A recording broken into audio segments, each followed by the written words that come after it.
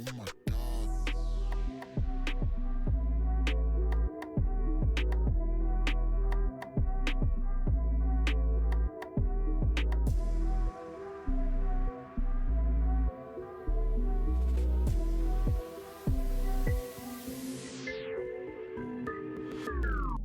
shit, man. Oh my God. Let me show you what I got. This beat is so hot. Oh my God. Is that bullshit? I think not. Let me show you what I got. This beat is so hot. Hey yo, who made it? I think God. Oh my. Started as something that could grow, and now it's suffocating slow, and I've been better off alone. But I could never say goodbye. Let it burn by your side. I don't wanna see the signs. Break me down, break me down. Oh no.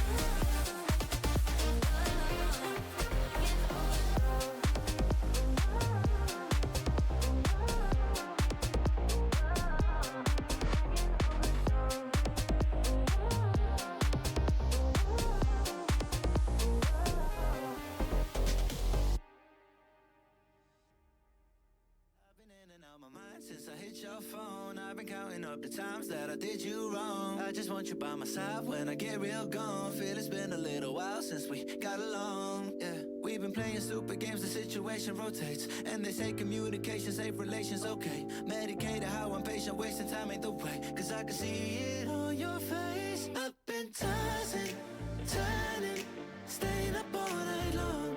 I've been calling, yearning, wondering what I did wrong. I could tell by your eyes you got something to hide. So open your mind up, let me inside, and let's make it right. Tell me, baby, what's the... Cause I keep trying to figure it out. Oh no, oh no. Tell me, baby, what's the problem? I'm only picking up what you're putting down. You'll be tripping, I don't know what about. So what's the problem right now? Okay, now hold up. Let me get something right off my chest. I've been meaning to read into it, time to put it to rest. Is it stress? Is it that I ain't answer your text? Don't you treat it like amnesia, you know I always forget. Stirring the pot real hot, what watch how the plot thickens. Around the clock, tick tock. Need more than 20 seconds to get your attention before it's on to the next thing. And I'm over here again wondering, can I hold ya? Hear your truth, pull you closer, talk it through. Girl, you know that I'm the one that you can come and complain to. Your silhouette's amazing, but your brain is a maze too. So can you help me find my way while I find something to say? I know the arguing just augments everything going both ways, but baby, I can see it on your face. Up and tossing, turning, staying up all night long. Up and calling, yearning, wondering what I did wrong. I could tell by your eyes you got something to hide. So open your mind up, let me inside, and let's make it right. Tell me, baby, what's the problem? 'Cause I keep trying to figure it out. Oh no, oh no. Tell me, baby, what's the problem? I'm only picking up what you're putting down. You'll be tripping, I don't know what about. So what's the problem right now? Don't say we can't, oh, just don't say another word. These thoughts you've imagined aren't real, aren't adding up. You fetched your ideas from nowhere, all from another world. Your logic's impaired, your full picture is cropped. 'Cause we both know one day they're just gonna try again. Without doubt, it's my say if all's gonna mend. We both know that one day the sun's gonna rise again. So don't pout for our sake, 'cause this ain't the end.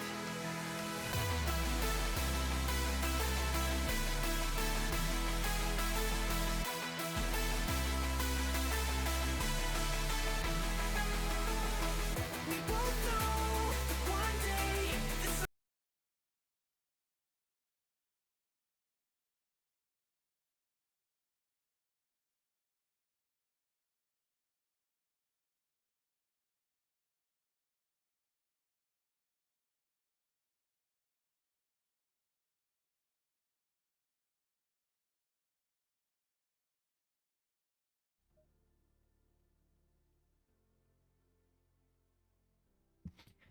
Ladies and gentlemen, give me a minute. There is something wrong.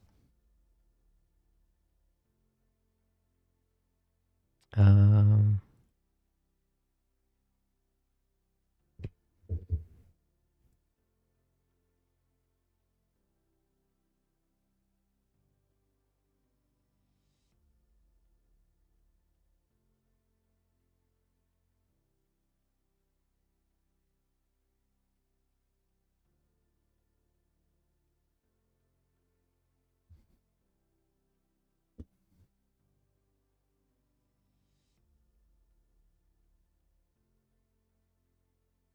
Okay, let's see if this works. Sorry, ladies and gentlemen. Please excuse these technical difficulties.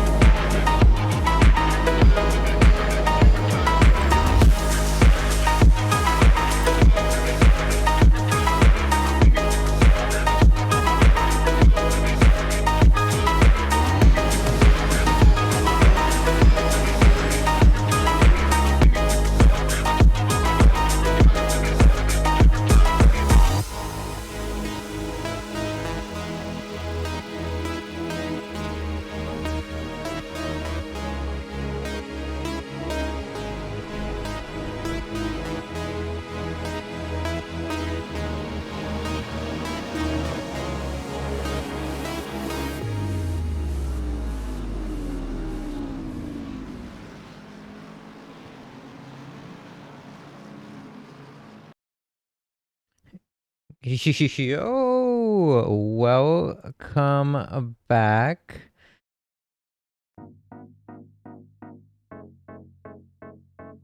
My name is Juan.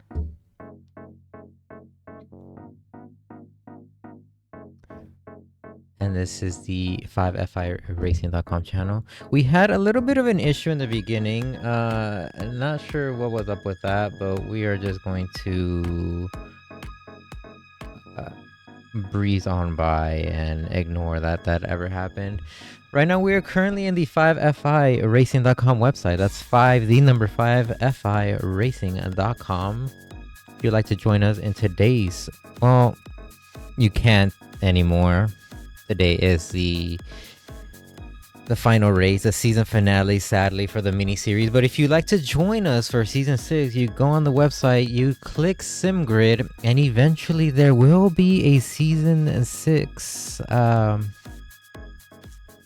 button or link that you can click onto. In the meantime, though, since we are here before we enter the GT2 championship, we might as well advertise our GT4 championship here. Season 3 will be starting up very, very soon. We will have a special guest that I will introduce later on that will be streaming this event. So that's quite exciting. Gonna be a little short series, 4 races here, but same as always, if you'd like to register, you just click the little register button on the top right. You select your class, your car number, select all the invites that you want, agree, and then register. We'll go back from there and this time go into GT2, where we will be checking out the rules. So, pit stops. We have every race, there has to be at least one pit stop, and there is a 20-minute pit window. During this stop, all drivers must refuel for a minimum of 1 liter of fuel. There is no exception. You have to refuel. The only exception is if you can pit before or after the pit window, but if you do so, it will not count towards clearing the actual pit. So let's be very mindful of that. Besides that, everything else, yellow flags, obey yellow flags, don't be dumb. Penalties, don't get penalties. Penalties suck. Code of conduct, be nice, share the space, give each other the space. We don't like dive bombs, And incidents, if you see an incident, report it if you like, and then someone will get around to reviewing. In our standings, though, we have Neo Kerbal in first place. He actually won race 1 and race 2, which is quite a surprise. He's at 50 points. We have Albert Tranchisi. He's in second place with 37 points. Very close to him is Max Power in third place. He's at 34 points. Right behind Max Power, we have Jeff Kelly with 27 points, fourth place. Brad Tarno is in fifth place, 20 points. Jacob Meyer, sixth place, 18 points.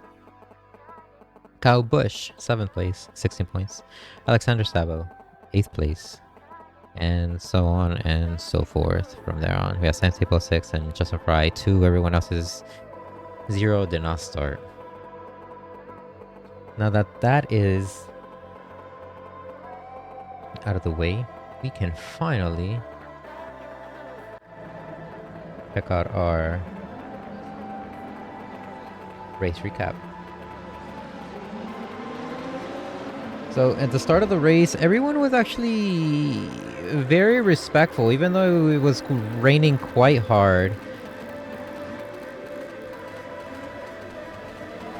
As you can see, we have different points of view, so you can see the whole map. Everyone was giving each other the space, respecting everybody, even though it was kept pretty decently tight.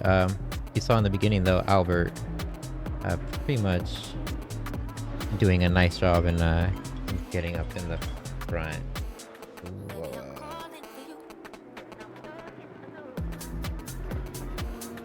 Sorry, that was my phone. I don't know if you heard that, but like I said, the beginning of the race was very nice. No incidents to report, which was, to be honest, quite a little bit of a shocker. I'm not used to not having incidents in turn one. At least something used to happen. But in this turn, next couple turns actually, lap 11, we had an overtake between Kyle Busch and Alexander Sabo. Kyle Busch on the outside trying to overtake Alexander Sabo. Pretty much both of them are side by side. They're side by side into the very fast left-hand corner over here, in which case Alexander Sabo decides to back off. Kyle Busch aggressively takes the corner and overtakes him. Very nicely moved, very likely done by Kyle Busch. The very next lap, though, you see Kyle Busch on the outside. This was his problem area, you can say.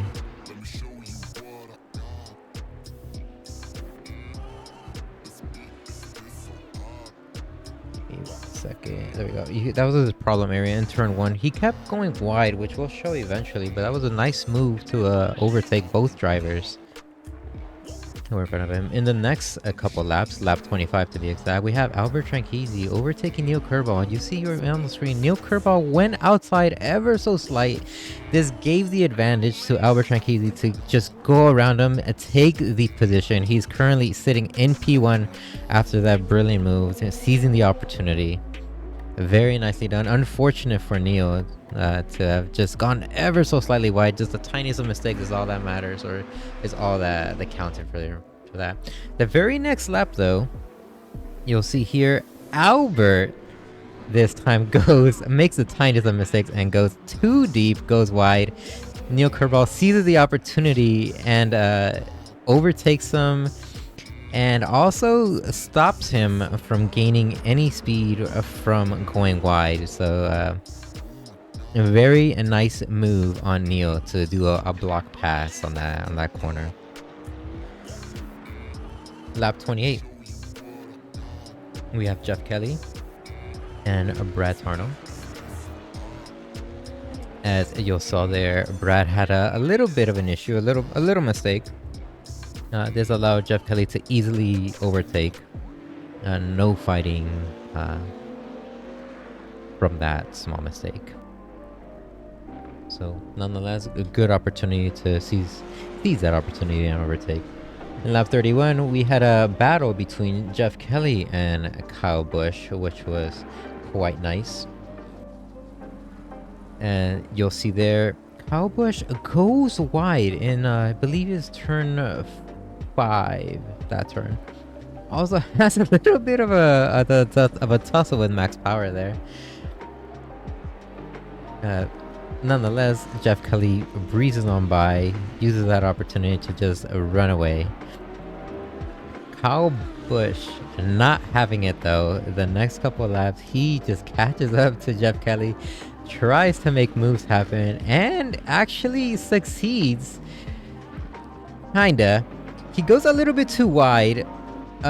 Great attempt by Kyle Busch. Jeff Kelly, though, took the ideal line and kept the inside. The next couple of turns, though, these two just continue to be fighting side by side. We'll fast forward a little bit, and you'll see here, eventually, Kyle Busch is up ahead, manages to stay ahead into the fast left-hander, but goes a little bit too deep, kept too much speed in that corner, and shot him out to the dirt, to the gravel. This allowed Jeff Kelly to go on by and continue securing that position. Pretty much, I believe so. It's frustrating Kyle Busch at that point. Lap 33, we had a battle between Brad Tarno and Kyle Busch. In this corner, you'll see Kyle Busch having issues again in turn 1, and I'm just realizing Kyle Busch is the star of this race recap. Nonetheless, Brad Tarno overtakes Kyle Busch because of Kyle Busch's mistake in turn 1. Very nicely done by Brad Tarno. And our race finisher our race winner, is Neil Kerbal, ladies and gentlemen. He's 2 for 2. Will he be 3 for 3 in Watkins Glen? It will be very... It'll be very interesting to see what exactly happens and how that happens, if that happens. As we'll quickly jump to the quali right now. And as I was saying, ladies and gentlemen, we have a special guest today, who will be potentially streaming the GT4 series. Please welcome Albert Tranchisi. Yeah, thank you very much, Juan. Very nice to be here tonight. A little change of scenery for me. Usually I'm the one behind the wheel of these things, wrestling them down and trying to go for wins, but this season's been a little difficult with Neil. I mean, I can only imagine Neil taking the first win, which was won by pit strategy, I believe. Very much so. And what happened the second race, if you don't mind me asking? Yeah, I just trying to chase him down after my pit stops. There was a time where he pitted. I was only just missing him coming out of the pit, so I was chasing him down, and in the very very wet conditions at Laguna, it was tricky to keep the car within the white, and I ended up getting a drive-through. So that kind of took the wind out of my sails for that, and yeah, not ideal, and it kind of handed the victory to Neil, as I believe I was the fastest on track for most of that race. Oh, here on Twitch we have Hershey Slayer saying you're supposed to be out there, dog. I'm not enjoying the GT2s as much. The KTM's fun. The GT2 is definitely a interesting car to wrestle with. I just can't seem to consistently want to get into the car. So That's fair. That's figured just have a night off, sit back, watch the racing, and hopefully Max can give Neil a little bit of a run for his money. That would be quite a spectacle to see if Max can get a win out of today's race. Yeah, I Stop mean, me as a we little. see there, they are only separated by 500ths of a second. Same thing in free practice. They were only about a tenth off of one another. So very, very close between these two. And I'm sure if I was behind the wheel, I'm sure that we would probably have a three car fight for the win tonight. Oh, that would have been quite exciting.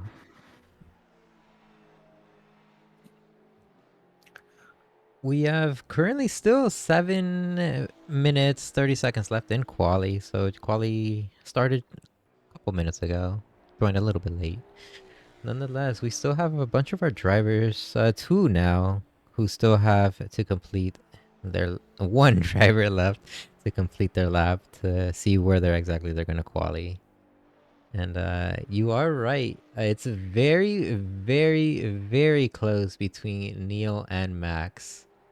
It's very close between them, and then third to fifth, Alexander Zabo, Josh Worley, and I believe that's Jeff Kelly. Yes. Those three are only separated by about 4/10. So a very, very small grouping in the middle, and we gotta wait for Fry to get a lap in to see where he's going to be lapping compared to these guys. Speaking of Fry, we'll see where he's actually at. It looks like he's just exited heel going around turns 9, 10. So I think he has a clean lap currently right now. So he will I be, I he do will be, believe he does. he will be qualifying. And it's gonna be interesting to see where he places that. I know, in what, no, in Laguna Seca, he was having a bit of a struggle bus in the rain.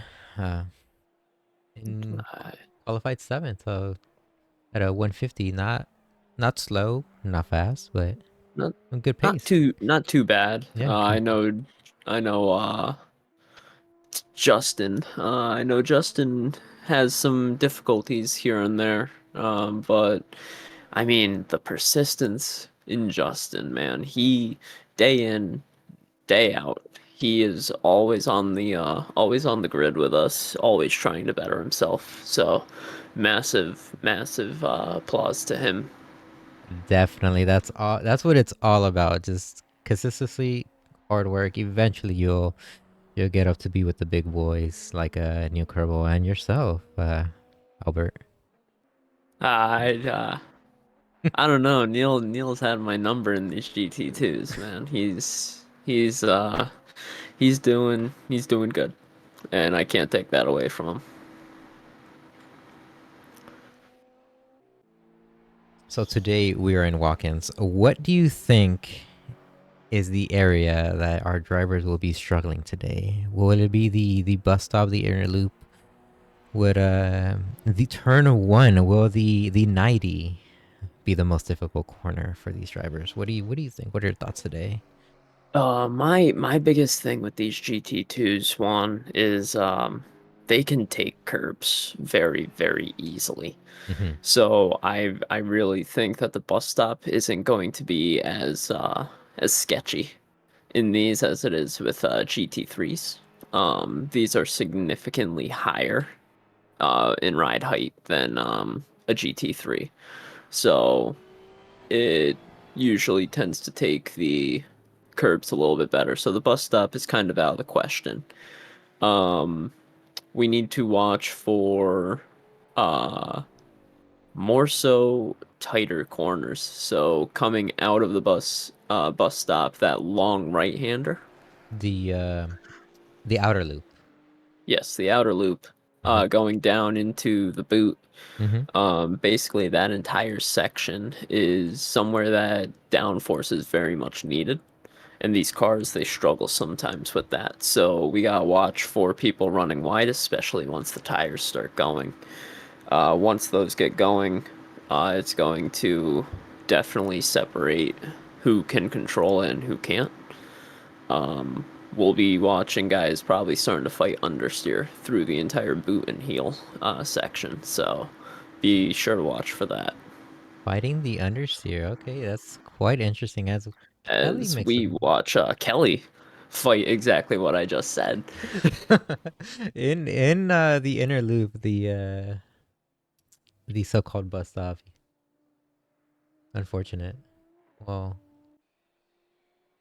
we were going to see what Josh Worley was, but he's currently in the pits, probably doing some edits to his car, making sure the tunes are running really nicely. Probably, I'd have to assume maybe tire pressures. Maybe he was too under pressured, too over pressured, something around there.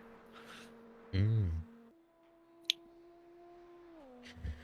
We have 2 minutes, 30 seconds left in quali. This is just enough for 2 laps left, depending on where you are on the track.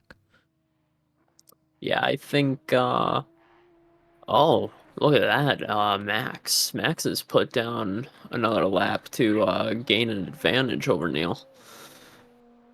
Very quick lap. What a He's lap! sitting at a 146.142. Yeah, Compared, we were so focused on talking about the track and Justin and everything, we completely missed out on that lap. That was a burner. we did. When did this happen?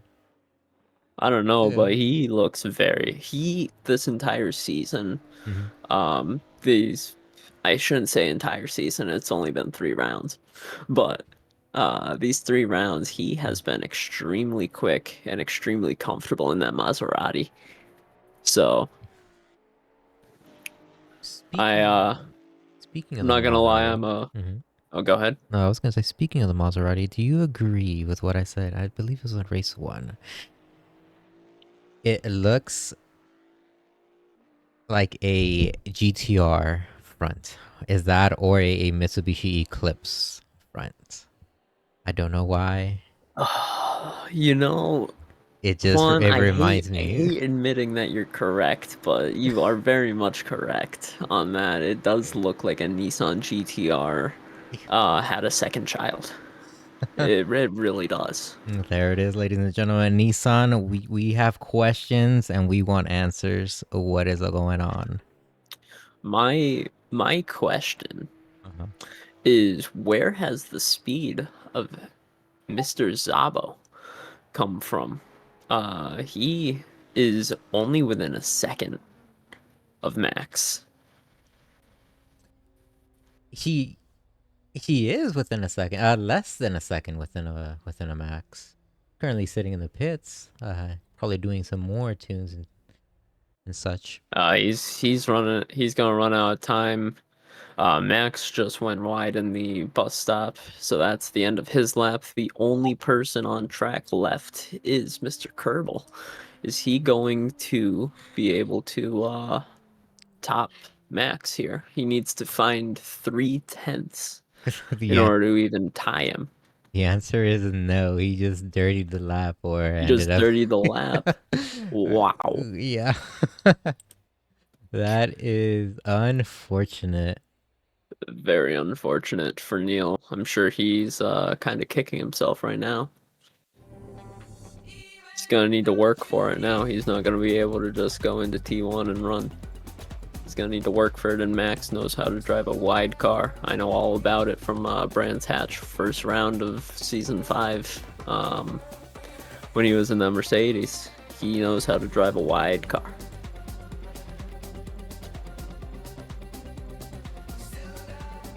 So as we wait for our drivers to have a little bit of a cooling off period while quali is finished, it'll be a good time to what's the word I'm looking for?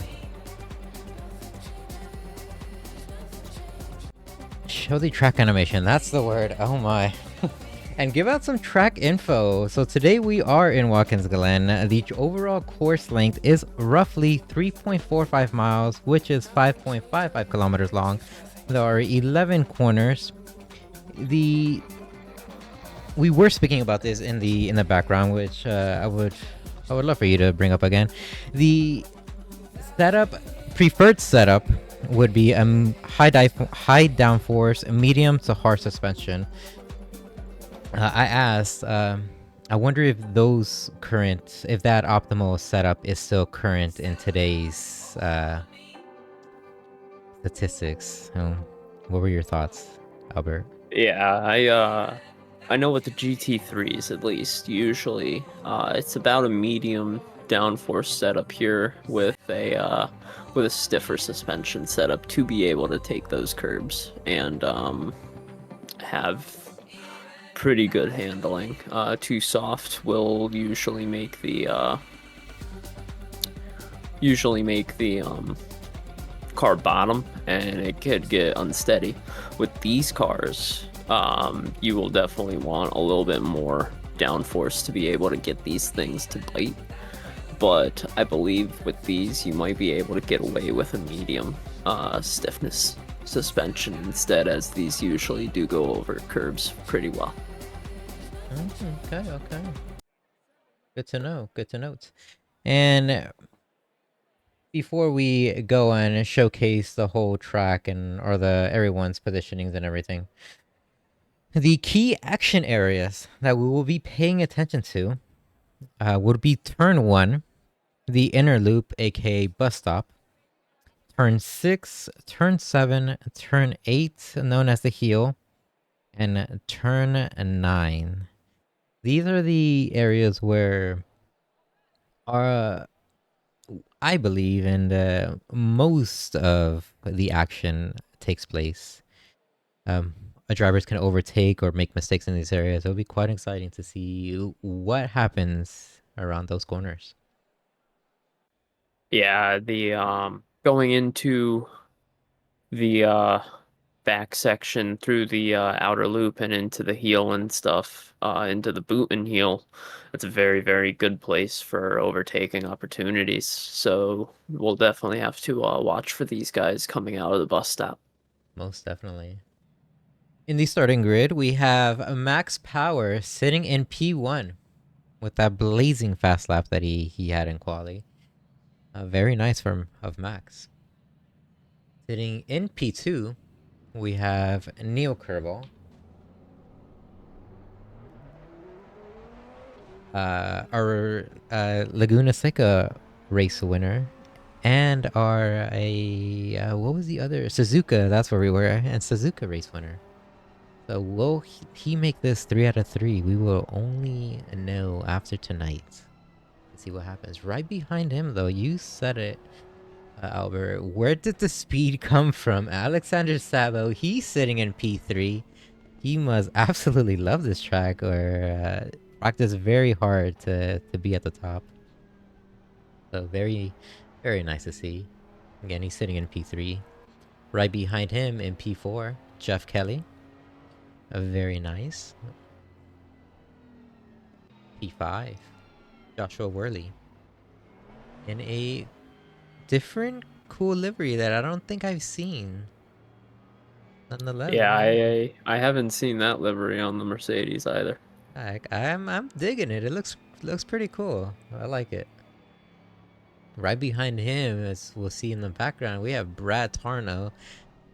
He is in P6. And normally we would have Justin Fry, or the other driver, our P7 driver. He would be right behind Brad Tarno, but he must have had some sort of issue. He's currently starting from the pits. He might actually walk away with a pretty good start, honestly, if these guys pile up into the first corner and he just comes right through the inside. On that inside, he could walk away with a pretty good position if these guys up front take each other out. OP. Is that your prediction? Turn one carnage? I'm hoping that they don't, but I know Neil is probably hungry for that 3-for-3 sweep, so I think that he could, if Max defends pretty well, he could get a little desperate. We could see some contact between those two. Hershey Slayer in Twitch, he says he's surprised how close the lap times are to the GT3s. In LFM, I think we were putting up a low 45s and high 44s. Yeah, so we aren't running a BOP on these cars, I don't believe. The GT3s are for LFM, so that could play into a role. But I think that the GT2s make up around the track on the straights mainly. I didn't myself put down any laps on this track in a GT2, so I can't say for sure. But I'd have to assume it's the lower downforce that these cars do have.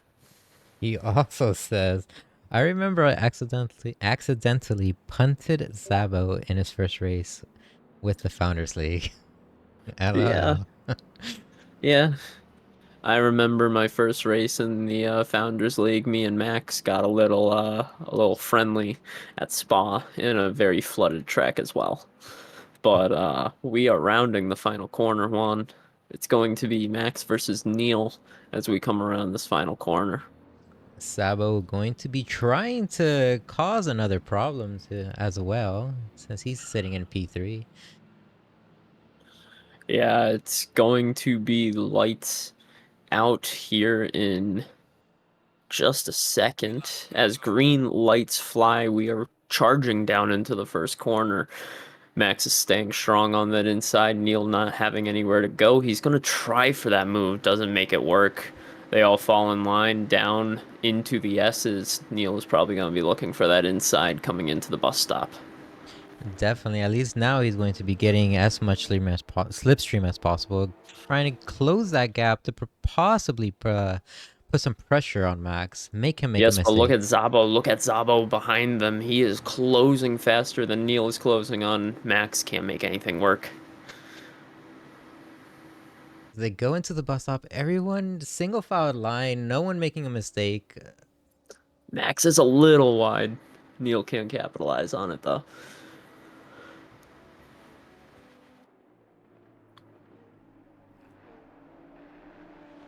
Looks like everybody is through the first lap. We got Worley and Kelly looking a little racy back there for 4th place. As well, I was switching data and everything so we can actually see the gaps and whatnot. Worley looking like he was about to go a little wide. No, I think my he was eyes going glazed. for a I think he was going for a switchback. He just couldn't get the front end grip. Okay. Fry must have not gotten ready in time as Worley tries for the inside. Can't make it work. He is Um, definitely pushing Jeff he Kelly is to his limit. Jeff is definitely pushing Jeff currently. Jeff is going to be looking to defend coming up here soon. he's staying on the outside. Both drivers staying on the outside. Worley is probably going to try to was going to try before he got that little slip up there. Get the speed out and close that gap during this very long back straight heading into the bus stop. Yeah, if he stayed close, I think we were gonna see him inside move coming into the bus stop chicane. But going back to Fry, I think that he just didn't get ready on the start fast enough, and it led to him being on a pit lane start. He's about 10 seconds adrift from these other 6 guys, so he's a little lonely back there currently, but he's still plugging away, trying to make up time. There's still plenty of time left. We have 57 minutes left in the race, so who knows? He could climb back up, catch up to Brad Tarno or one of our other drivers. He very well could, and around this circuit, it is very possible that anything can happen, especially in these cars. The current pacing between all these drivers are pretty similar right now, as the gaps show. No one has a real advantage. Max keeping his P1 position. Neil trying to stay within the second. Sabo Yeah, having a little bit of... let's see what this next lap is. They were about 3/10 off of one another on the last lap, so let's see what that is coming around. A 146.9 for Max, a 147.2 for Neil. So Neil definitely dropping back a little bit, but he's still only about half a second back. Sabo is dropping back a considerable amount. This could be Jeff's opportunity to close the gap and provide some pressure, and get away Yeah, from Jeff Worley. was almost a second faster that last lap than Zabo, and Jeff is also being pushed from behind by Josh Worley. So I know in my experience, when you're battling with somebody, most times you start trying to race behind you, but most times you actually end up getting pushed into the next guy, which then gets really spicy, because then you're trying to defend while also attack to get away from the guy you're defending from. Turns into a surprise three-way battle for position. Yeah, Jeff is now only half a second off of Alex.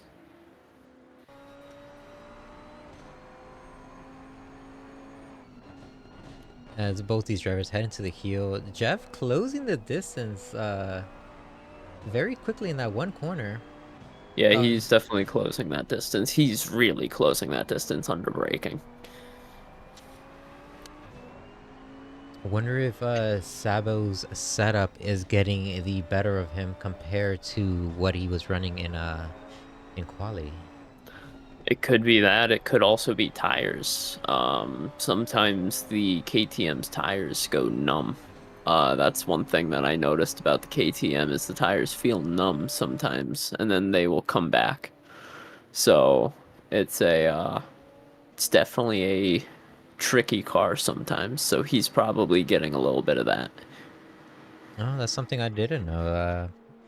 They feel numb, as in you just lose the sense of grip, the feeling Yeah, under. so what I mean by numb is there's certain points throughout the race where you will have all the grip in the world, and then literally for the next like 3 laps it will feel like the car has no mechanical grip in the tires whatsoever or your suspension. So it will just feel like you are trying to fight something on ice.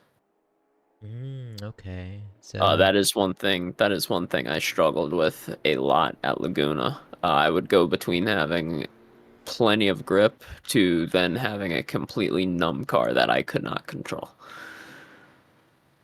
is that just a quirk to the KTM, specific to the KTM, or would that? I am unsure about that. I really haven't done any other laps in any of the other GT2s to be able to tell you that. I did kind of a quick check of what GT2 I wanted to race, and I just felt that the KTM was probably going to be one of my better options because it was between that, the Maserati, and believe it or not, the Audi. I was running identical lap times in all three, so I chose the KTM. Well, all right. As Max puts on another blazing fast lap, he's at a 146.732. Yeah, Max has consistently been from a tenth to almost 5 tenths faster than Neil Kerbel behind over the last 2 or 3 laps. So he's definitely trying to get away from Neil. And if I had to expect, Neil could be heavy on fuel. He could be going for the pit strategy that he has been running, which is the splash and dash. The splash and dash seems to be the most brutal but amazing strategy to just get in and out of the pits. It's how he kept his lead on me at Suzuka, and it's how he also kept it at Laguna. In Laguna, it was actually quite surprising. I believe Neo was roughly 7 or so seconds behind you, and behind also Max, who was in P2 after you pit. Yeah, And I took I believe it was 20 liters. Mhm. So he definitely only took maybe 1 to 5 liters at most. Because he was in, I saw his dot on the map stop, Mhm. and then he started moving not long afterwards. So it was a very, very short time in the pit lane for him. Yeah, he was able to just get all the time back and then some to pull into P1. Yeah, 100%. He definitely knows what that he definitely knows that car a little bit more than me, and I'll admit that. I really haven't practiced much in a GT2 other than for like the 45 minutes prior to these races. As Jeff Kelly is trying to make moves happen, he's closing the distance very, very quickly, heading into the bus stop. He's less than half a second, roughly half a second behind Sabo. It'll be interesting to see where and when he decides to make the move happen. Yeah, we do have our first pit of the race, I think. It says or no, I'm sorry. That's from him starting from the pit. I'm very sorry about that. That's all right. As Jeff tries, he tried to make a move, couldn't stop in time, Oh, ends he up. spins Zabo. And he stops, almost collecting Whirly as well. I'm sorry, sir. You cannot park there. Yeah, you cannot park there, It's, especially that's when the cars are coming expecting there not to be a car right there. that is the optimal line. Uh, Well, I mean, Worley going from 5th to 3rd, he just got a 2-for-1, and he was like, "Thank you very much." Most definitely. He is very happy. He's Although definitely happy. I'm gonna try and see what his pace looks like compared to these boys up ahead. He is only about a 10th off of Neil Kerbel's pace up ahead, so he could possibly start sneaking back towards these guys. okay, interesting. Interesting to see. His personal best, clean personal best, is a 147.44 compared to Neil's clean personal best at a 147.047. So he's four Oh, tenths, so four tenths. the boys up ahead are starting to speed it up a little bit. It Yeah. looks like Neil is starting to put down some heat trying to catch back up to Max. He's closed about 3/10 in the last lap or two. He's probably backing off, saving his tires, biding his time, keeping his distance, but still within an arm's reach, just in case if Max makes a mistake to capitalize. Yeah, very much. I've already seen Neil touch the grass at least 3 times already, so um, he's going a little aggressive on some of these exits and entries, so he's got to watch for that because it will bite him. As that battle boils or continues boiling, Jeff is still fighting with Sabo. Yeah, Still he within a second. he let him go back and he wanted to pass him clean instead of doing that, but it doesn't work that way sometimes. It's honorable, and we'd love to see these the clean, fair racing like that. The Unfortunately, sportsmanship, yeah, the indeed. sportsmanship, yeah. But it does end up costing both drivers a bunch of positions, unfortunately. More so time. They ended up losing quite a bit of time. Yeah. Almost a Yeah, lot of Josh is about 9 seconds adrift to Neil, and that gap has stayed stable since passing Jeff and Alex in that corner. it's almost safe to say P1 and P2 will stay that way, barring any other issues. It's still way too early in the race to declare, but judging off pace and laps, it seems like this is what might be sticking. Yeah, Neil just lost about 4/10 in the bus stop to Max, so Max absolutely nailing his marks right now. Max doing everything he can to deny Neo that clean sweep in the mini Yeah, series. hopefully, um, hopefully Max nails his pit stop and is able to get enough pace to catch Neil as Neil goes a little bit wide. He needs to watch for track cuts going that wide. But hopefully Max can nail his pit stop and be within arm's reach of Neil when Neil goes for his pit, because I have a feeling Neil is going to pull his pit strategy. That I think for Max to come out on top, he needs to do an undercut. This is what I'm speculating. Max needs to be able to keep his distance right now. As soon as the pit window opens, seize the opportunity and take it. Get himself some more clean air from that, and then just put his head down and pass Neo when he's in the pit. Yeah, my biggest thing for this track especially is Watkins is so detrimental to the tires. Are we going to see these guys go as long as they can into a stint and change tires as well? Now, that will solidify a 30-second stop. If you only take fuel, you could be at risk of completely losing the tires within the hour. But you'll keep track position. So it very much is a big game of what if currently. What happens at the pits? Most definitely, especially if you decide not to take tires. As Jeff Kelly tries to make a move on the outside, he's staying very, very close to Sabo. Doesn't make the move happen, but still 310s right behind him. Very, very nice attempt to overtake. Yeah, they can't get too far into their own battle. They're about 5 seconds off of Josh, and if they work together and they don't fight each other too hard right now, they can catch Josh. But Jeff looks like he has other intentions. What's the current pace separating between Josh and Sabo and Jeff? Isn't too far. They're actually fairly close in pace. Let's see as they come around.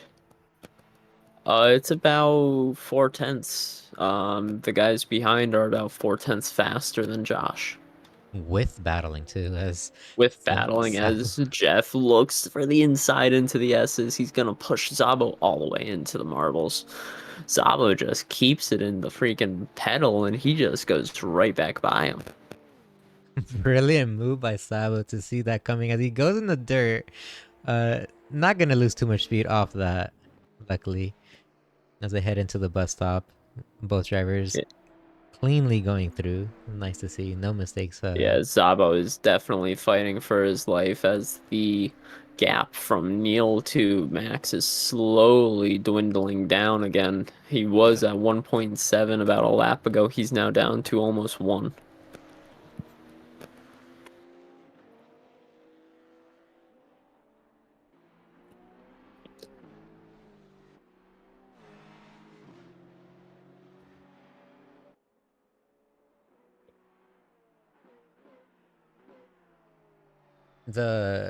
The infighting between Alexander and Jeff is definitely helping out Joshua Worley. He's getting away ever so slowly. Well, not really getting away, but he's maintaining his distance. Yeah, he's only maintaining it as Neil is starting to make moves. He's within a half a second.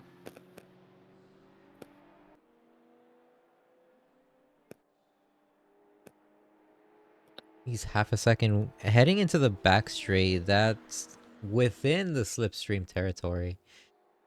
Very much so, and the KTM is very slippery down the straights when it has somebody in front of it. So he is definitely gaining. So I haven't looked into it, but I remember in race 1, I said the KTM it looks like a Pagani or something like that. Tell me I'm wrong. Not too much, if I'm being perfectly honest. It's very distinctive between the KTM as he almost loses it going on the grass. Quite bumpy coming out of shoot turn 6. Yeah, very much so. That suspension was definitely crying a little bit right there.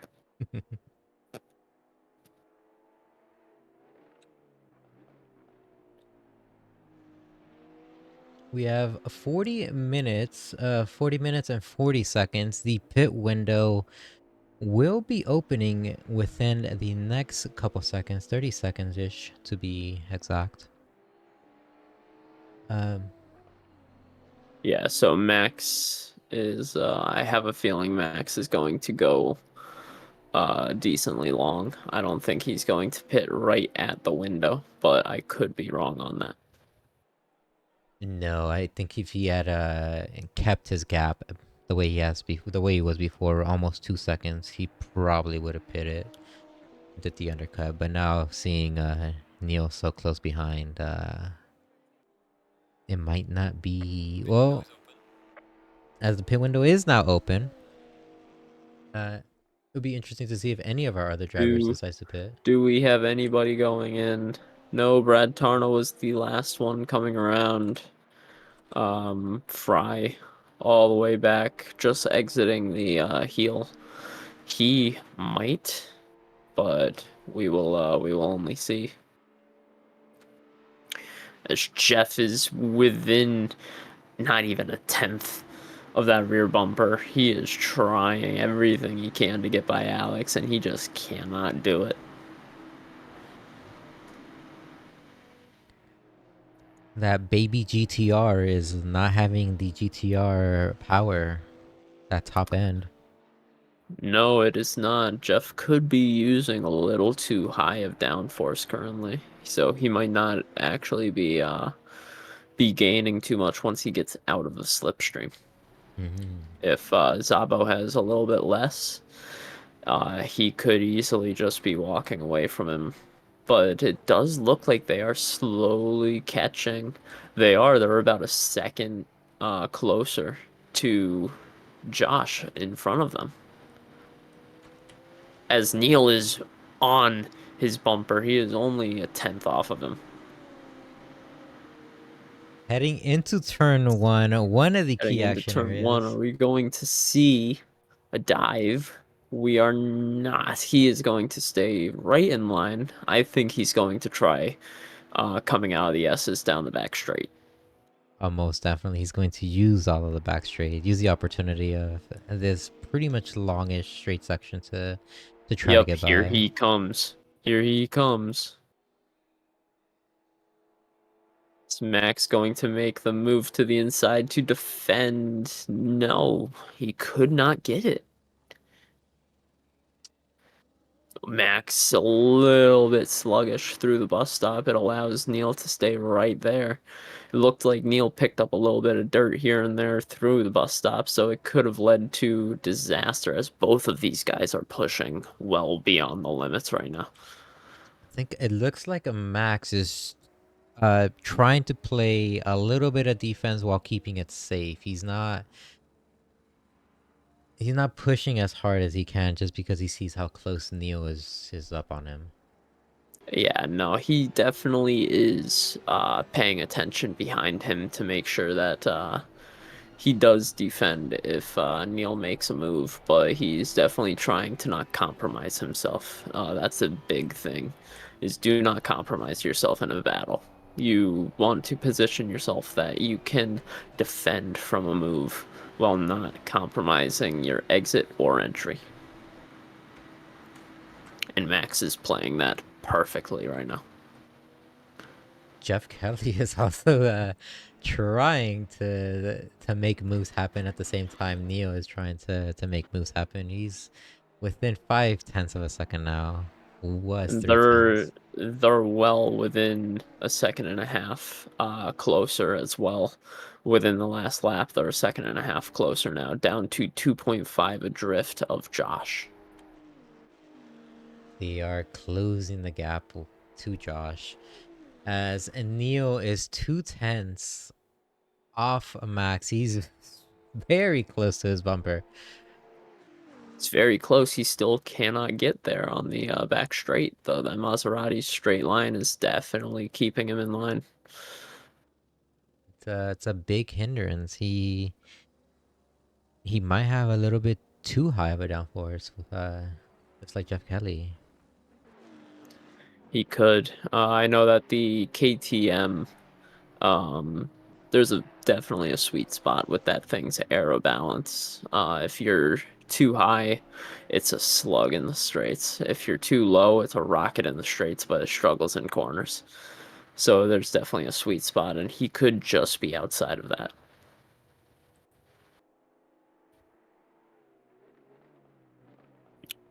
Do we?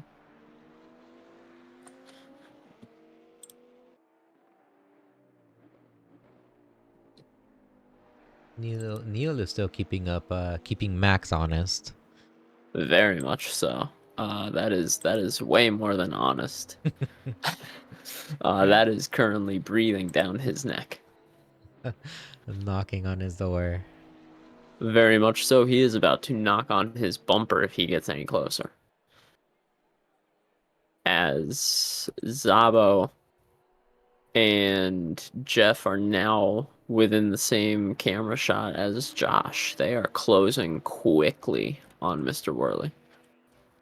Worley going to be panicking very, very soon. He's going to be feeling the Kelly's heat. going for an undercut. He is our first pit of the night. Oh, interesting. Interesting. We are going to see if he takes tires or if he takes just fuel and tries to undercut Zabo and ahead of him. Or did he pick up a penalty?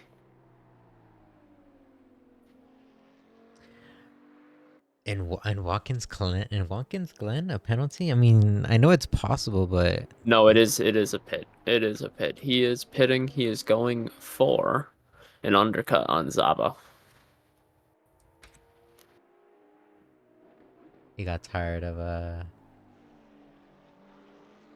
getting into too many battles with Sabo. Yep, and Neil is looking for that inside. He is waiting for Max to give up an inside somewhere. Max defends coming out of the coming into the heel. He's just putting on a defensive clinic. Neil not able to get to have the speed to get around him, to maintain the speed throughout the corner. Like I said, man, Max Power. He drives one of the widest cars. I give him props. It looks like Kerbal is going to make a move. He moves to the inside. Does Max recede the position? No, he does not. He closes that door. Beautiful move going back into T1. He has to defend another opportunity coming up here into the bus stop out of the S's. How close was that? That's too close for comfort, if I'm being honest. That was very much grounds for possibly having a spin. That was that close. But fantastic driving from both of these drivers as they continue to push the envelope, heading into almost halfway done with this race. 100%. Neil slowing down ever so slightly in those last two corners. Yeah, the dirty air really does affect the KTM, so he's probably feeling that effect on the tires currently, as he has fought the dirty air of Max for, what is it now? It's been 7 laps. It has to be more. He's been pretty much behind Max. And hounding him for this whole time. Let's see here. So, Jeff's stop was for fuel only. He was 51 seconds in the pit. He took 18 seconds stationary, so he only took fuel. He did not take tires. He is definitely trying to jump Zabo if Zabo makes a pit currently. Sabo is closing. Was closing the gap. He had a big mistake coming out of turn 9. Sorry. When almost into the wall, touched a bit of grass, almost lost it. He was closing the gap regardless to Joshua Worley. Yeah, he's back down to about 2.5 seconds, so he's waiting. He's gonna need to gather himself again and make another push as he's taking the NASCAR line.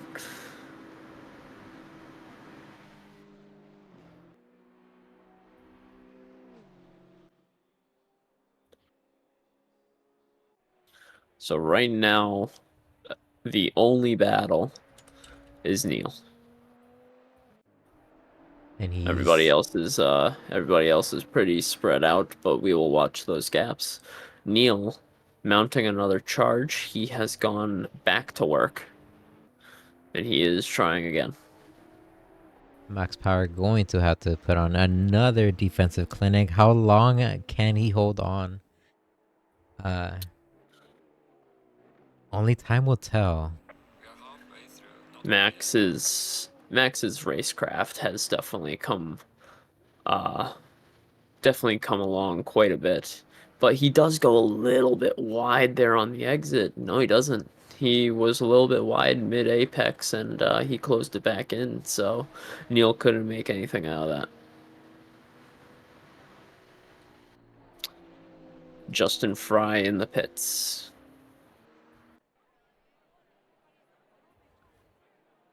Max's overall pace and racecraft and everything has 100% improved. I remember from season 4, I was having a couple battles. We were going back and forth in a few sections of the track, and he see him now go through from season 4 to season 5. He was pretty much at the top or near the top in a bunch of races.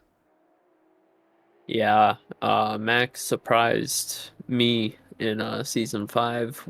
I raced with him in season 4 for a couple of rounds when I joined, Mhm. and you know, he really wasn't around me very often, and all of a sudden we go to Brands Hatch round 1 of season 5 and he pops up and I'm like, where did this dude come from? And season 5 he became a thorn in my side. You know, there's wow, what's this driver? Sam Staples, who is currently not racing in this series, but could potentially do GT4s or season 6 in the future. As Neil Curvo gets within a tenth of a second behind Max Power, heading into turn 10, the very quick left-hander. Trying to make moves happen, keeping his bumper right next to Max.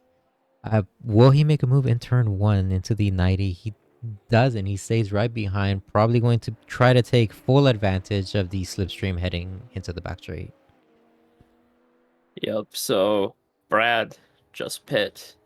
He was 19 seconds stationary, so it seems so far nobody is going for tires. Everybody's just going for fuel.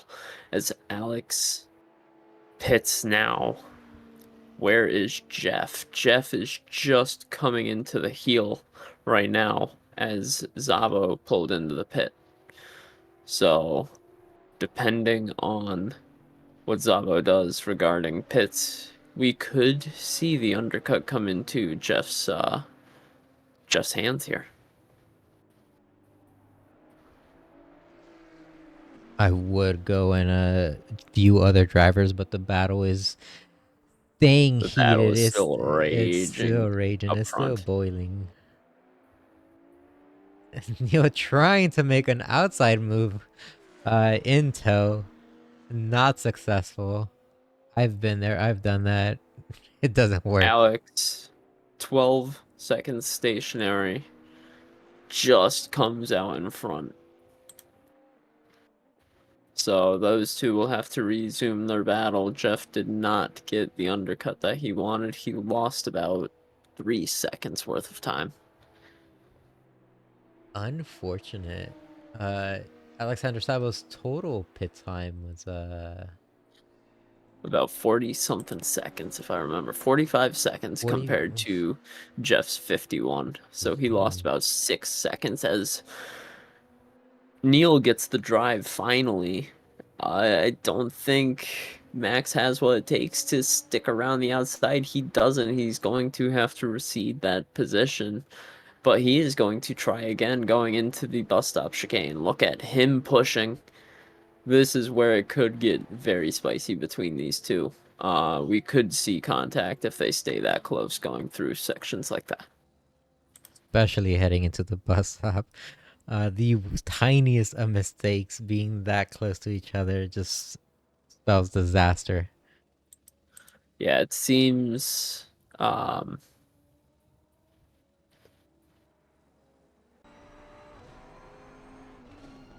that's weird. Neil's last lap was only a tenth faster than Max's, so I think it was just the drive out of the final corner as they come up on Justin, who has had a rough evening here at the Glen. Rough evening, but he hasn't made many mistakes as he lets him by. He has a blue flag, lets him by very nice and easy. Trying not to impede their Yep. laps. He's sticking to the inside of Max, but not too bad. Neil gets a little bit of a kick of oversteer coming out of that corner, though, so the tires could be falling just that little bit on that KTM.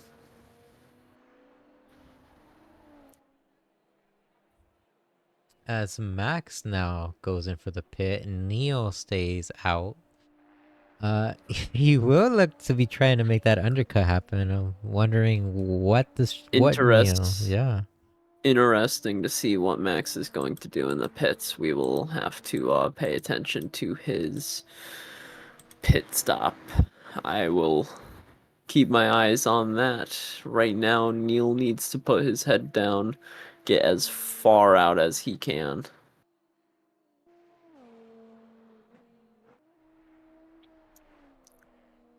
And around such a short track, such as here, it's very easy to get out pretty far.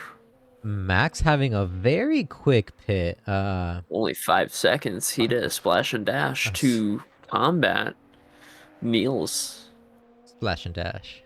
So this Potential. could potentially come down to the same gap if Neil pits right now, or if Neil starts putting down slower times and then pits. We could see a pretty quick change in that gap. The pit window will be closing in the next 2 minutes and 40 seconds. So Neil has barely any time to secure the pit. He has to pit now or next lap. If not, it sucks to say, but he could potentially be facing a harsh penalty or a disqualification. He is diving into the pits. Let's watch and see. Max is currently in the boot. He is only 3 corners out. And it doesn't take very long to get from where he is to the front straight, so this could be very interesting as Neil slows down to come into his box. Max rounding the penultimate corner, now rounding the final corner. He is now on the main straight. Neil still stationary. Max coming full speed. Neil still stationary. He's down on all fours again, but the damage is done. Max has successfully undercut. What a strategy. And what a stop. What a prediction by me. Neil taking 3 extra seconds, 3 seconds longer compared to Max's stop. I wonder if he forgot to I wonder if he forgot to turn back on his ignition. I know I have done it. No. When you have that short of a stop, you'll turn it off, you'll stop, Uh-huh. and then you'll go to start it again, and you're like, wait a minute, my ignition isn't on. And then you turn on, and you go. But I can see it happening. The in the moment jitters, the nervousness of trying to secure the win. yeah, but he has now lost a 2 and 4/10 to Max at the pit stops. Or no, I'm sorry, he's lost out on more because he was ahead of Max at the pit stops. So definitely has lost out on some, but let's see. Max looks very, very hungry. So we shall see. Time will tell. 20 minutes for Max to hold on. Pit window is now closed. Luckily, all our racers have completed their pits, so that is cleared. Yep, that is now cleared. Jeff's gap sadly has not closed to Zabo. Zabo putting in amazing laps right now to be able to stay ahead of Jeff. Most definitely. I've been watching that those gaps, and it's been consistently at around 3 seconds. Yep, last lap, Alex was a 148.4, and Jeff was a 149.4, so a second slower. So Alex definitely able to put some distance in between, but that now changes to Jeff being half a second faster on that last lap. So I think both of them make mistakes on different laps, and that's what's keeping it where it's at.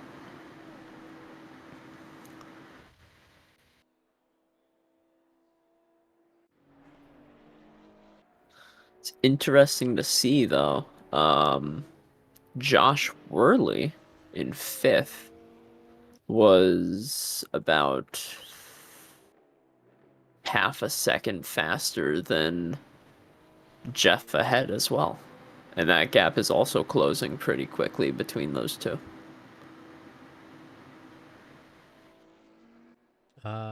Jeff actually getting a tiny bit slower this lap out.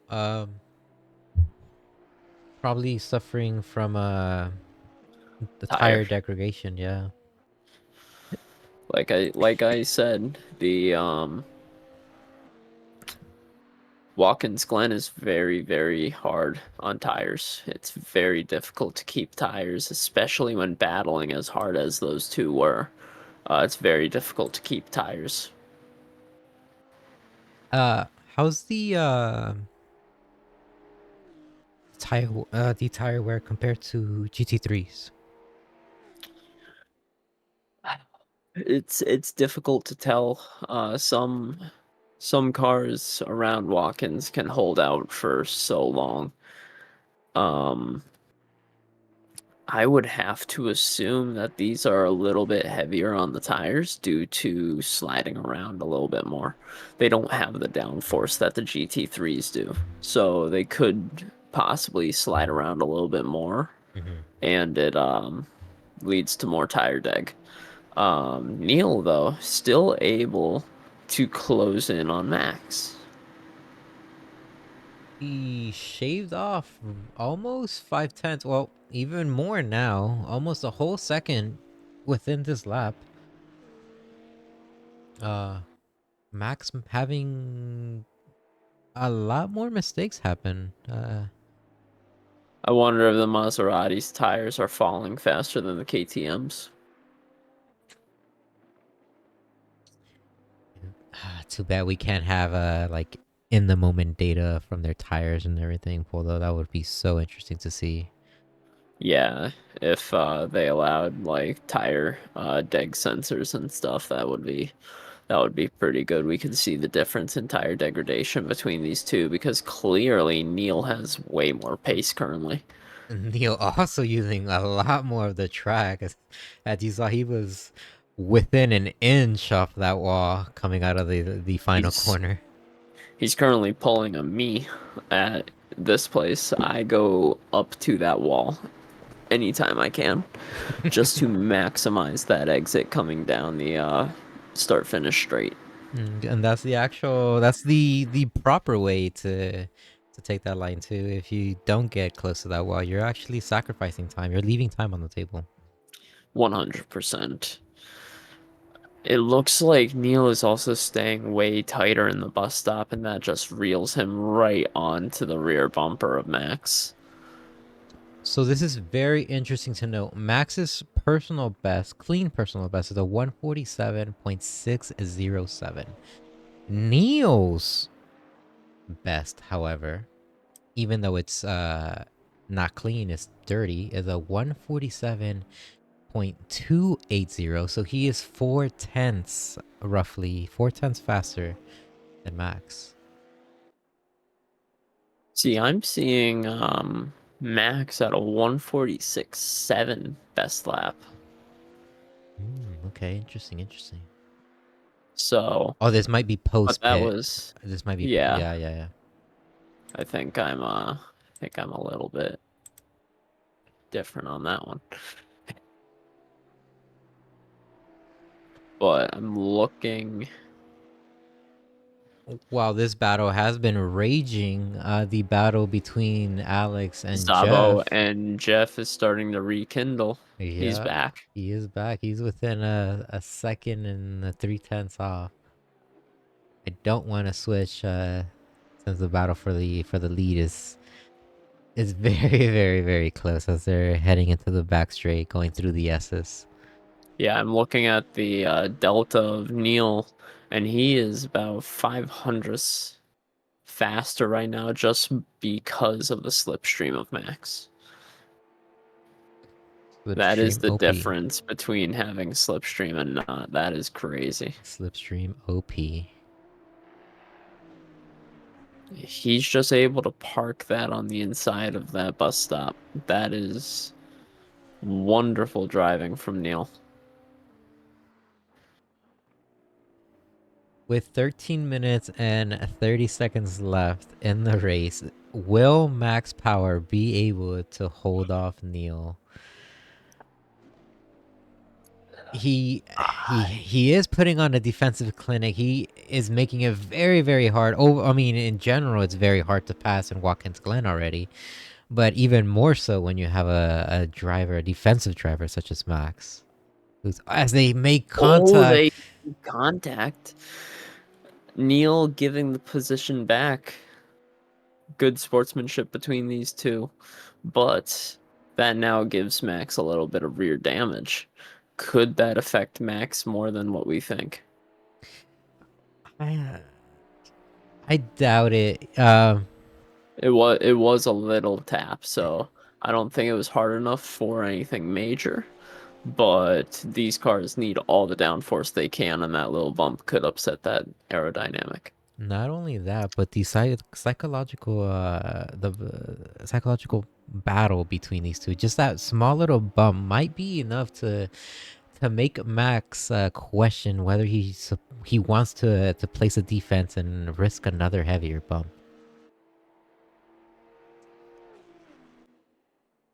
See, for me personally, if you bump me, Mhm. that tells me now that you aren't afraid of contact. That then plays into me 100% defending to the point where there will be a contact happening.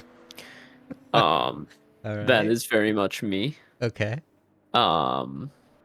I know Max isn't that way. Max is a very clean driver, and it's very fun to race with him because of that. Mm-hmm. Me personally, I come from a motocross racing background where we can be clean, but once somebody starts rubbing, it's gloves off. All right. And I've experienced that firsthand when we were Yeah. driving around in season 4. 100% when you Neil is were. going to try that inside coming out of the boot. But go ahead. What were you going to say? That I've experienced it firsthand when we had our fair share of contacts. But I've gotten to bump you and you gotten to bump me. As soon as that happens, we both just pretty much throw down, and what happens on the field. And it's always fun. It's no holds barred, but clean no holds barred at that point.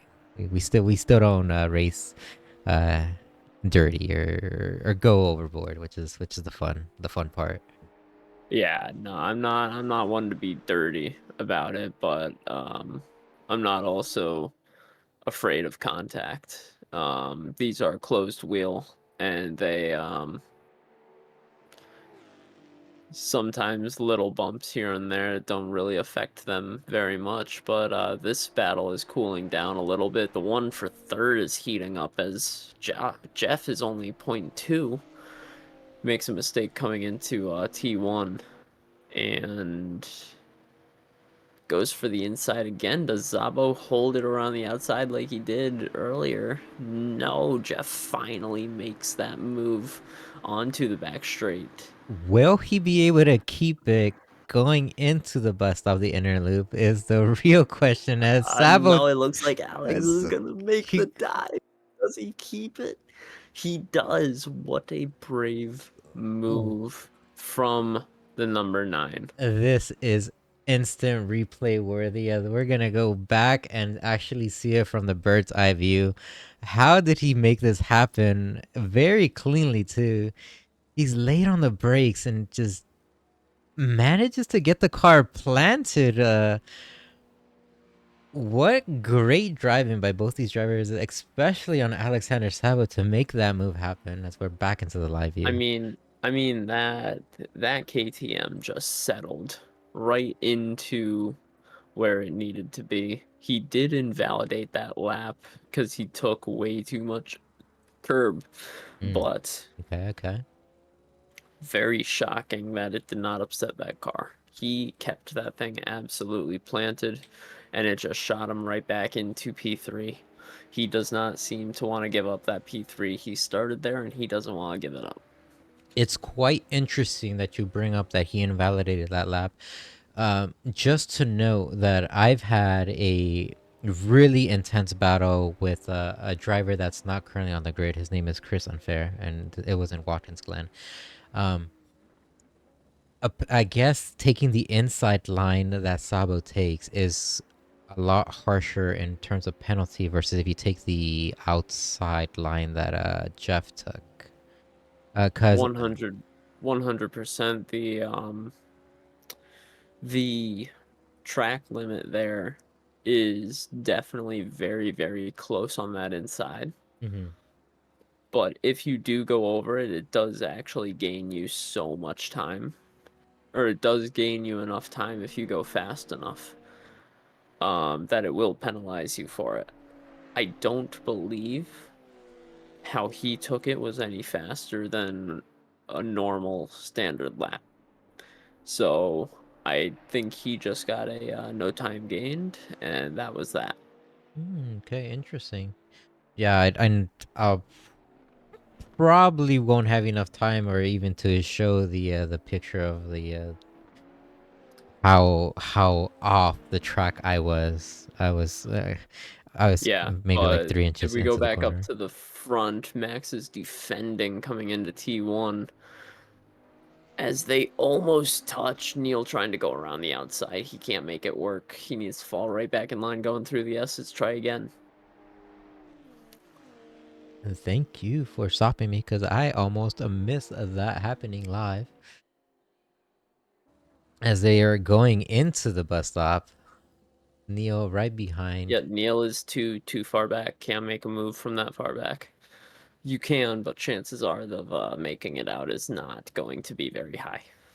100%. It'll be not worth it. Not worth it. I know another driver that isn't with us tonight. He is known for them, Mr. Jelson Cruz. He dives from miles back sometimes and somehow makes them work without contact. No idea how he does it, but he's known for them.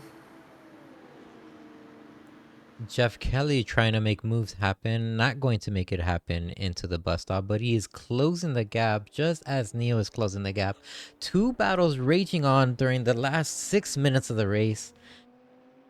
Now is crunch time. Now is where, if contact is going to happen, heavy contact is going to happen as they fight and claw for every inch of the track trying to get by one another. This is where things really start spicing up as Jeff Kelly a little bit farther back than Neil and Max had a little look on the inside going through the boot. Zabo is a little bit wide, but Jeff falls right back in line. Neo almost had a move happen into the final corner. Almost went too wide. Managed to control the car and keep right behind Max. As we go back and forth between both these two battles, as both of them are getting very, very exciting. Unfortunately, Yep, we have a battle for P1 and P3 at the exact same time, and it is insane what these guys are doing this long into the race. it's currently a battle of endurance. Who can hold out the longest? Will it be Max Power defending for that P1, or will it be Alexander defending for P3? Neil very, very wide up onto the grass. His front tires must be struggling a little bit as that KTM is very front limited. The front tires usually go quite quick compared to the rears. So you would end up understeering a lot more. Yes, sir. He very much understeered. Very clean past the racing line. It looks like when he's following that close, it looks like he can't take the corners like he usually did, even when he was behind Max, as he now loses the rear coming out of the boot. He's trying everything to He is to trying to get his head right every next to single yeah. option on the track. And in cars, it's a lot different than on the bikes as he touches the He wall as well. he does.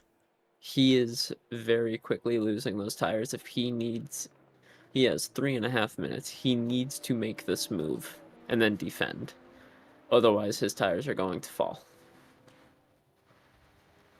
Such as he needs to make this move. Jeff Kelly also needs to make this move happen. He's doesn't look to be having as much of an extreme difference in tire degradation compared to the top, but nonetheless, There we go. Max has finally figured out the bus stop. He stayed much tighter that go around compared to the last three, where he would go a little wide. Neil was able to stick right to the inside of the bus stop, and he closes right back up. Though this is where I was saying the KTM is very weird with its tires. It'll go numb and then it'll come right back, and you're able to push just as hard as you could. And that's where Neil is currently sitting. He's currently sitting in that numb area. that As is. Max defending Neil not close enough. He's gonna try to go around the outside though. If he can keep this position, he'll have the inside No, line. he He doesn't. does not. Max I think defending. he lost that rear end coming out of that.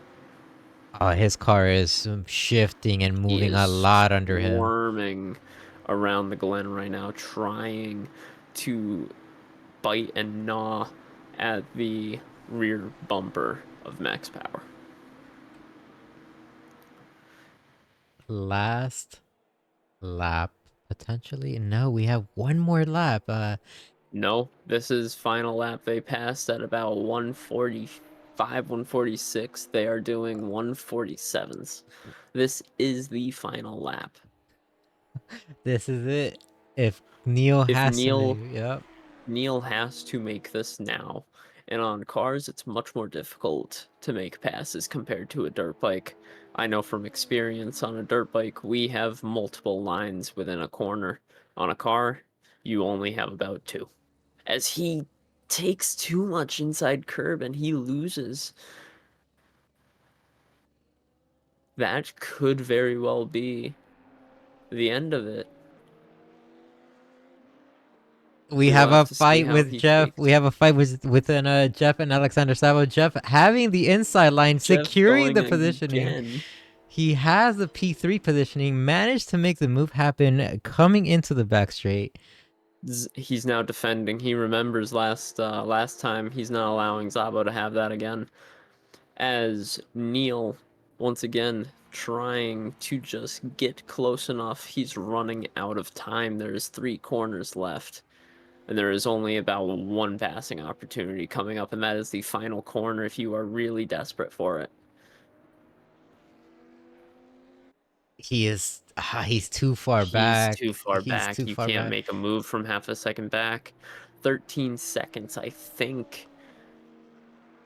But Max can't slow up. If Max slows up on the line, he is not going to hit it. 3 seconds. They are going to cross the line, and that is going to be the end of Neil's winning streak. As Max Power takes P1, Neil Kerbal only 0.5 seconds off of him. But a little bit farther back, we have Jeff Kelly still defending from Zabo as Zabo tries for that inside one last time. He has 2 more opportunities as he squirms trying to get that power down, trying to get after the Maserati of Jeff Kelly. He's too far back. He cannot make that move unless Kelly has a really horrible exit. Jeff Kelly gets out of the final corner clean. Zabo tags that wall just a little bit, and you can see Jeff is happy about that. Sabo not so happy, flashing his lights or Just celebrating. behind Yeah. them, Josh Worley comes by, about 6 seconds adrift of those 2 battles. And then you have Brad Torno and Justin Fry. Brad coming around to lap Fry, but Having a little that bit of a is, battle though, even though it's yeah, not for positioning, but nice not to for see. position, but a little bit of a battle between these two, so good to see. And once again, man, Justin Fry, doesn't matter what position he's in, he always fights. So what a That's- performance from all 7 of these guys tonight. Absolutely amazing. And you can see Fry had a little bit of fun. He just gave the little wiggle to Mr. Tarno. Very, very good race. And much different being on this side compared to being within those fights. How do you like it since the race is now over? Congrats to Max Power, who ended the winning streak of Neil Kerbal. Almost took a 3-for-3 series sweep. I don't see, between the 3 of us, it really could have been a 1 for me, 1 for Neil, and 1 for Max. I think Neil would have won Suzuka. I don't really remember Suzuka very well, but I think he would have won that one. Or no, I'm sorry. I would have, if I had the proper pitch strat. Then he would have definitely won Laguna. His pitch strat just blew everybody away at Laguna, and Max just absolutely killed it tonight. He was 0.3 seconds faster on the best lap between him and Neil, and he just knew how to defend all night tonight. What an amazing race from both of them, and what a fun little mini series that this was. Most definitely. Max coming out, almost dominating the entire race, exchanging places with Neil, which is always fun to see. Well, I hope everyone here watching with us had a exciting time, as I know me and Albert did. I'm very excited for the GT4 series to start, especially with Albert potentially broadcasting it. I believe I'm going to. Yeah. GT4s are fun, but I think I might sit that one out as well and let you guys fight. If that's the case, I might dip my feet into GT4s. I've never driven, so I will put on a show for you. No, 100%. Oh, I bet you will. You're always one to try and put a show on. I know that for a fact. Well, ladies and gentlemen, I hope everyone enjoyed your stay here. This is the 5at5racing.com channel on Twitch. Follow us on Twitch, follow us on YouTube, Instagram, Reddit. Join us on Discord. Talk shit with us if you want. We don't bite. Oh, not yet. Some of us don't. Some of us, yeah. Well, until next time, we do have our GT6 series coming up very, very soon, so stay tuned on that. Did you just say GT6? I'm so sorry. Season 6. It's been a long There you day. go. It's been a long day. It's been a long stream. Yeah. That's what that was. Yeah. I'm just sweating thinking about that battle between Max and Neil, and then Jeff and Zabo.